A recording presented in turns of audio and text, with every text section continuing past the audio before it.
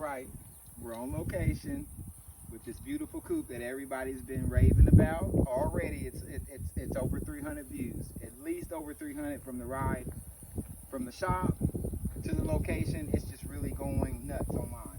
Okay, I want to show you this because it's the first time that I was able to do a standard size coop all with the fixings. It has all of the trim work that you want. It has the waterproof flooring inside of it, the nesting boxes, the floor.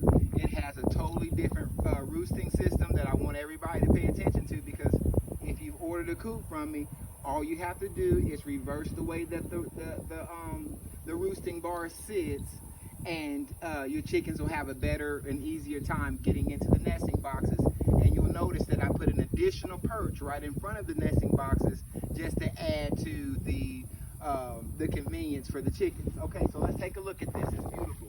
All right, standard is my nesting boxes. Look at that. Just trimmed out with the cedar. First time I was able to do that. It, customer request, so I made it happen. No big deal, but the trim work, that's just the icing on the cake to me. That lets you know it's been done nicely. Waterproof flooring, everything sealed on the sides and stuff. All right. And then you have your storage cabinet, and boy, it's lined with the cedar on the bottom. Okay, the waterproof backing, and then it has the sealed the caulk edges on there, and up underneath that cedar there's also waterproof flooring as well. So you can remove that cedar, change it out, whatever have you. It's easy. Storage cabinet. Open it all up. You how it looks. Wanting to get your eggs in that, and you might have two things going at one time. You can do that. It's very very convenient, to walk out here and be able to get your eggs in that. And let's talk about this base too. We have double the base on this. Okay, so that's the first time I'm able to view that as well. I mean, you want to go as deep as you can go.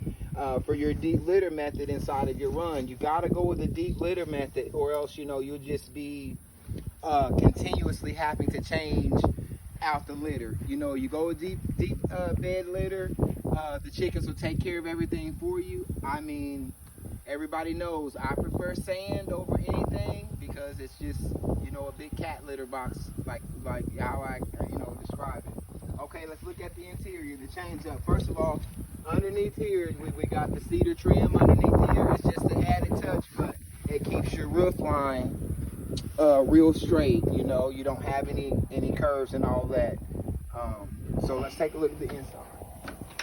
These doors are heavy, so that's how those new hinges sound. And 360 in here. It's got ventilation, cross ventilation both ways. At the top peak, the bottom. It's all aired out. Take a look at that roosting bar situation, and plenty of extra roosting bar space. If you really needed more roosting space, you can go across the top here on one side, across the top on the other side, or you can go from this board to the other board, and from this board to the other board, creating more, or diagonal, whichever. But you can house 25 chickens in there if you wanted. You just might have to get a bigger run. But look at the trim though. The trim work in there, I'm proud of that, because that takes time. It's very detailed work, the back and forth cutting and measuring and all that. It just takes time to really craft these things like this. So keep in mind of that time frame. It might take a little longer to get them, but when they're built like this, I mean, you just don't want to be rushing. You just want to do it the right way. All right. And then too, as far as the run, this is just going to be my new feature to all of my runs. It makes sure that this wire is extremely tight. You don't have a big panel of wire to have to protect. So put these inserts in here to make the wire a lot more stronger. And also keep in mind, I do use the screws to put the wire in as well. I don't use the staples. I don't trust the staples. I'd go crazy at night thinking about that. So we use screws. Let's take a look at the door, the new door. Everybody's been asking about the run doors. Why is it so low and all that? And I did it for structural purposes, strength purposes, but I have found a way to just sure up this side of the run and make it just as strong as the back end of it. No big deal. Now this door is 6 foot tall at the peak.